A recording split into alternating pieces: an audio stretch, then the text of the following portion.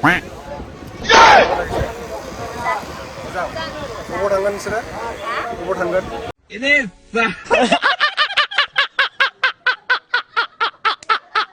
morning everyone, welcome back to the channel. This is Taimu, the video creator. लोगोफोरनि raincoat गानलायनानै बेरे फुंजानि watch थांनो नागिरदों आरोना जोङो वाचआव माने बिराद समायना सिख्लाफोर दं नालाय लाना फैनोसै नै वारिया सासे वारनि हिन्जाव लायनो नागिरदों दिनै हिन्जाव बिराद अखाबाबो जोङो थांथारनोसै आरोना उपाय गैया गोसोथोनायखौ थाब लायाबा मोननाय नङा ओरैनोबा मोननो नागिरा बिराद गोबाव नेनांबाय बेखौनो बैसागोनिफ्रायनो नेनांदों आरोना ओमफ्राय दा नै हेलमेट हमलायनानै रेनकोट गानलायनानै थांनोसै ट्रेनजोंसो थांगोन दायो बाइकखौ पार्किंआव दोनबाय बाइक माने स्कुटिखौ ओमफ्राय दा नै माजबाद रेलवे स्टेसन मोनफैबाय नै एनाउन्स जाबाय एनाउन्स रेनकोट गाननानै थांसै जों दा रेनकोट ट्रेना फाइनालि सफैबाय लोगोफोरनै मोनफैबाय ट्रेना जों दा गाखोबाय ट्रेनाव लोगोफोरनै ओमफ्राय सिट मोनथ'वाखै सिटआथ' दङ अब्लाबो जिरायथ'वासै दा माबायाव जिरायनोसै उदालगुरियाव ओंखारनानै बरियानो गासिनो ट्रेना मानसि ट्रेनाव थ' लोगोफोर दाबो मोनहैथ'वाखै आरोना जोङो नै ट्रेनाव दङ एस्थ' सुन्दर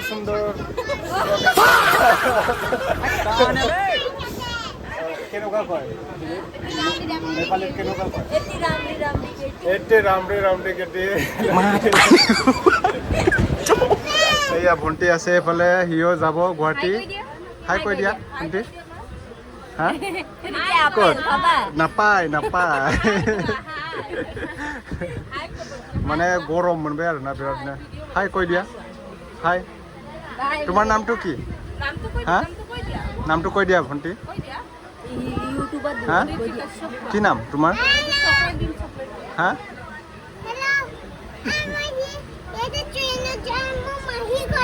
মাহী ঘৰত যাবা অঁ পেহীয়ে দিছে তোমাক ভাল লাগিছে কাপোৰখন হয় ভাল লাগিছে তো সুন্দৰ আছে তুমি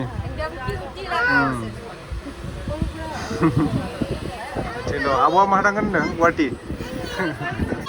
दा नै जिरायगासिनो दं वारिया नै सिन्था जागासिनो बिराद गरम बरिं मोनजोब्बाय ट्रेनाव गाखो मोनहैथ'वाखै फंबाया बर'ना हारसाफ्रा फंबायालाय बर' নহয় ना बर' বুলি ভাবিছোঁ মই नेपाली गारो अरुणाचल अच्छा अरुणाचल किधर है कौन सा जगह का बोमडिला अच्छा है टेडाव अबाव थांगोन नोंसोरो अबाव थांगोन ক'ত যাবা गुवाहाटी কিয় কাৰণে যাবা गुवाहाटी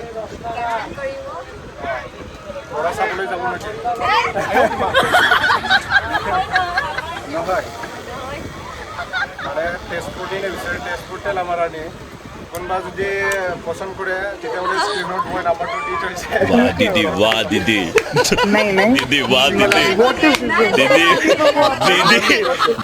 सिंगल আছে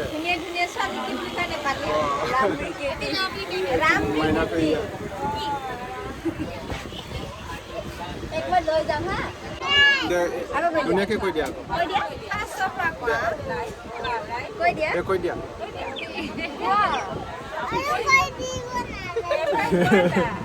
ভিডিঅ' অহা নাই যে ল চশমা পিন্ধি পেলাই কওক ডেংগু নহয় মোক মাছৰে বনাই দিব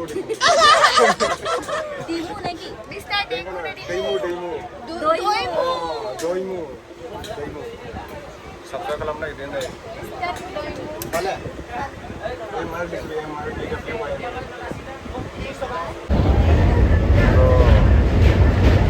थांगासिनो जों दा नै मोनथ'वाखै गुवाहाटीखौ दसे उनाव मोनसिगोन बा ब्लग बनायगासिनो दे माइनाय ब्लग बनाय আছে ना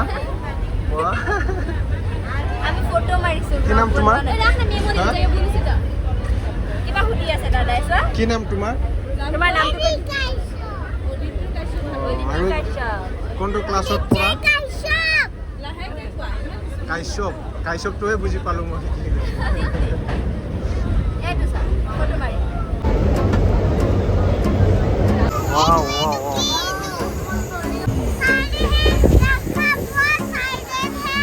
गणेशगुरित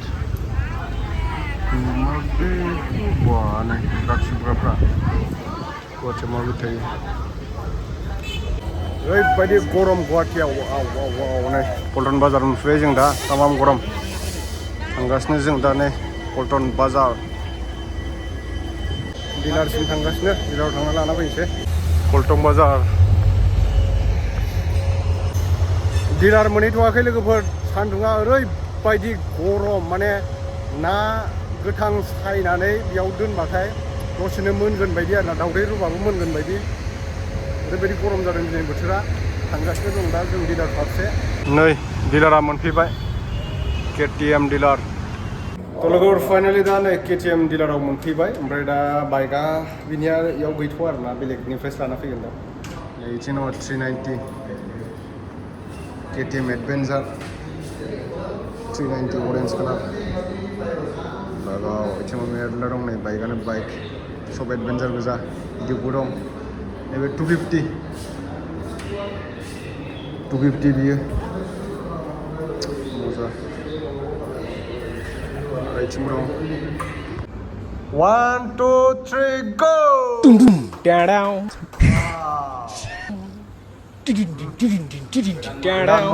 माबायदि नांदों गोसोखौ हा मोजां ना दे मोजाङै मोजां सालायबानो जाबाय लानो हाबाय फाइनालि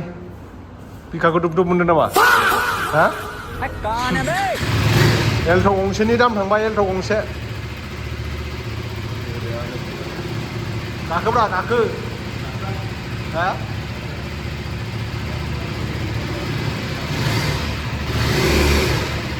थिगानो दे गोसोखौ माबायदि मोनदों लागोन बायदि मोनदों ना मोनाखै नांगौ टाइमाव मोनासैना नेनांबाय ओंखायनो माने लादों बायदि मोननाय नंला आरो दायो 390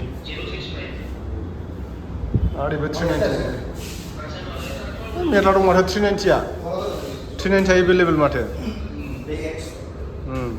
390X नैथिं दं 160 डिउक ओमफ्राय नैबे बेसेबांथाय मिथिला है बिदिखौ सालायबा साफ्रि नुयोलै जोंना दा नै बिदिसो एडभेन्सारसो नालाय फैगासिनो नै वारना बाइकआ गाहायनिफ्राय थिखांनानै लाबोदों लागाव माबायदि मोनदों गोसोखौ माबायदि मोनदों बोरो 390 390 वाइट कालारसो माथो ना कालारा बेनोखामोन दा अरेन्ज ओमफ्राय वाइट मोजाङानो गारिया वर्ल्डनि गोदान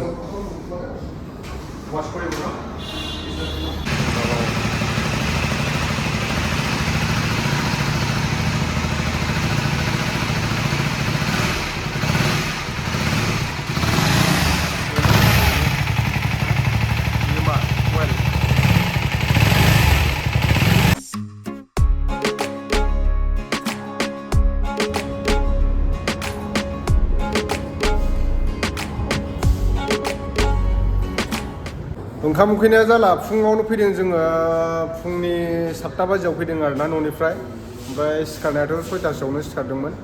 ट्रेनजों फैबाय जोङो जाया लोङानो ओमफ्राय दा नै दा लनावसो लागोन नालाय आसोला EMI आवसो लननि खामानि सोलिगासिनो दं मोनसे ओमफ्राय दा दसे थांनानै जाहैनोसै लाना थांसै बाइकखौ दिनै बिथिं दं मेरला बाइक दङ 390 दङ 250 दङ एडभेन्सारा बांसिन मानसिफ्रा दायो एडभेन्सारखौनो सालायो आरोना हाजोफ्राव बेरायनो मोजां ओमफ्राय सोरबा सोरबा सेंग्रा फिसाफ्रा नैफोरबायदि डिउकफोरखौ लायो आरो नैबेयाव डिउकआ दङ बेसेबां मडेलथाय मिथिला बेखौ लिरनायबो गैया माथो नैबे डिउक ओमफ्राय नैबे 160 बो दं डिउकआ नै 160 थुमफ्रु गारिया नै गासिबो KTM गोजा नै KTM नैबे अरेन्ज कालारनि 250 बियो एडभेन्सार दा जों लागोनखौ आं देखायगासिनो नैबेबो 250 नै गुफुर कालारनि बियो बरिया नैथिं औवारि मोना फाइनान्सनि माबाजों रायज्लायगासिनो दङ बायदिसिना नायदों आरोना सिभिलफोरखौ EMI फोरखौ बेसेबां फैयो बेसेबां मायो ओमफ्राय नै KTMनिया माबा दंखाजोबो टप बक्स साइड बक्स बेफोरखौ लागायनायावनो मथा मथि 30,000नि गोजौआव थाङो आरोना 40-50 रोजानि खाथियाव थाङो आंनाथ' बिराद लागायनांगौ दंबावो टप बक्स साइड बक्स लागायनांगौ दङ ओमफ्राय बिराद बायदिसिना लागायनांगौ दङ आरोना एक्सेसरिस लागायनानै एक्सेसरिसावनो मथा मथि गांसेनि खाथियाव थांखायो आरोना 1 लाखनि खाथियाव थांखायो एक्सेसरिस एक्सट्रा लागायोब्ला राइडनि थाखाय एक्सेसरिस लागायनांगौ जायो नै जों दा लांगोना 390 आरोना नैबे 390 गोजा गासिबो 390 नैबो 390 X बियो X मडेल बे बिराद दाम 390X ओमफ्राय जों दा लांगोना नैबे गोदान मडेल आरोना बेबो 390आनो कालारखौ माखौ पसन्द जायो नायनोसै अरेन्ज दङ वाइट दङ अरेन्ज जों वाइट बियो 390 बिदिनो डिउक 160 बारा मोजां नुवाना आं डिउकखौ एडभेन्सारासो मोजां एडभेन्सार हाजोफ्राव सालायनो बरिया आरोना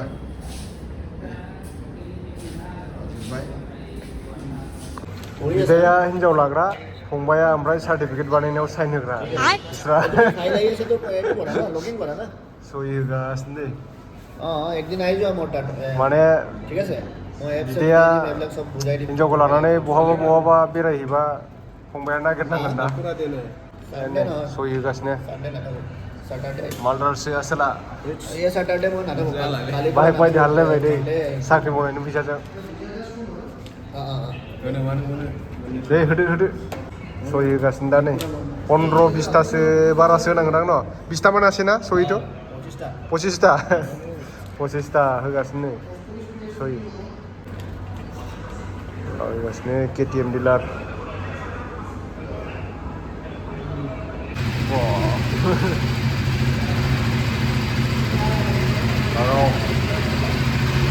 माबायदि नोंबाजै गोदाना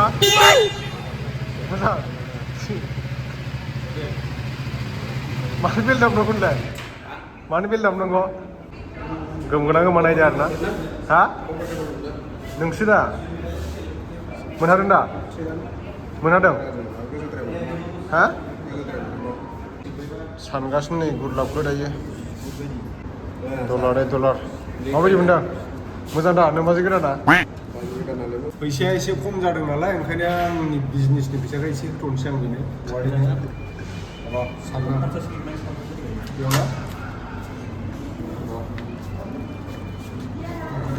जेब्ला गाव थाखा फैसा खामायनानै बिखानि थैखौ दै खालामनानै बेबायदि खस्थ' खालामनायनि नाजानायनि गेजेरजों बेबायदि फैसा जमा खालामनानै बेखौ जुदि बाइक बायनायफ्राव बाहायनांब्ला गोसोखौ एसे बोरैबा मोनो आरोना लोगोफोर थेवब्लाबो उपाय गैया लानो लुगैनाय नालाय बेनो होथ'बाय आं दा वारियाबो दा नै सालायनो लुगैनाय बाइकखौ दिनै फाइनालि मोनमारबाय आरोना लोगोफोर नै दा आं फैसा सानगासिनो दङ आसोला फाइनालि दिनै KTM लाहरबाय मा सासे हिनजावखौनो सानैबो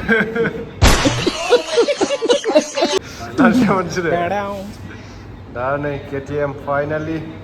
390 एडभेन्सार बिदा फंबाय सानैजों लोगो नांनानै बायदों खस्थ'नि फिथाइया गोदै जायो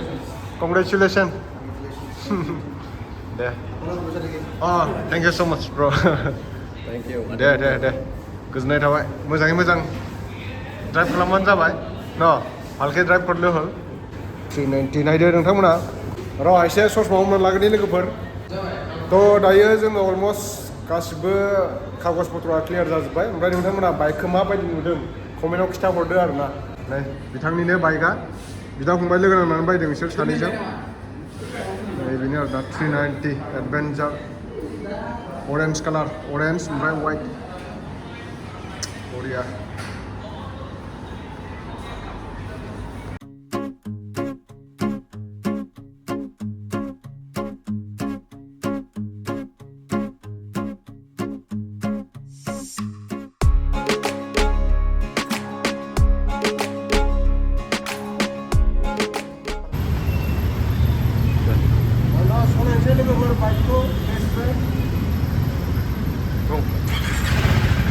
फेस पेप सालायनोसै दायो सालायनानै नायनोसै गुवाहाटियाव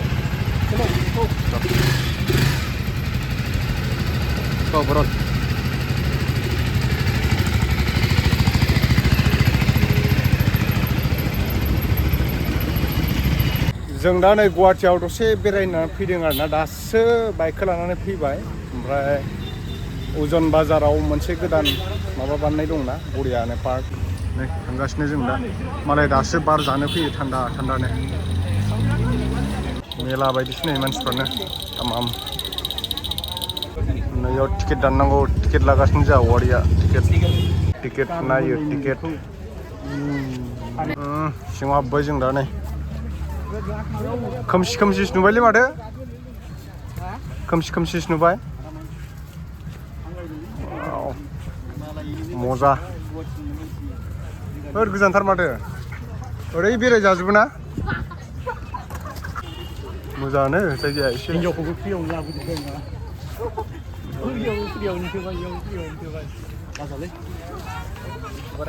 मजा बैथिं थांगोन फै ओइथिं फै बैथिं फै मा दंथाय हेलमेटआ गंनै गंनै लानांदों आरो माने हेलमेट लाना फैग्रा थिगबो गैया नालाय लांनोबो हागौ सोरबा खावनानै गुवाहाटि बायदि जायगाना गिनांगौ जों दा नै बिथिं गथ'फोर गेलेग्रा बिराद बरिया दं नै बरिया गथ'फोर गेलेग्रा नै मोजांथार बरियानो बिथिंबो गथ'फोर गेलेग्रा गोजा माथो बांसिनानो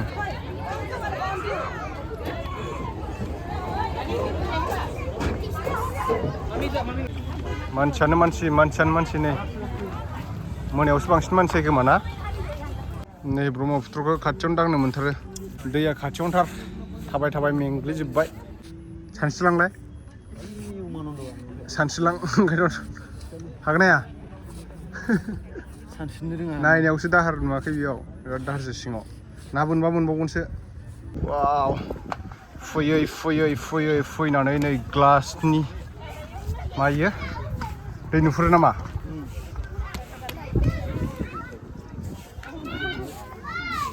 दै नुहुरो थ' लोगोफोरजों दा रेस्टुरेन्टआव माबा माबि जानानै लानोसै दिनैनि भिडिअ'आ एसेनोसै आरोना नेक्स्ट भिडिअ थाबै लोगो मोनफिनगोन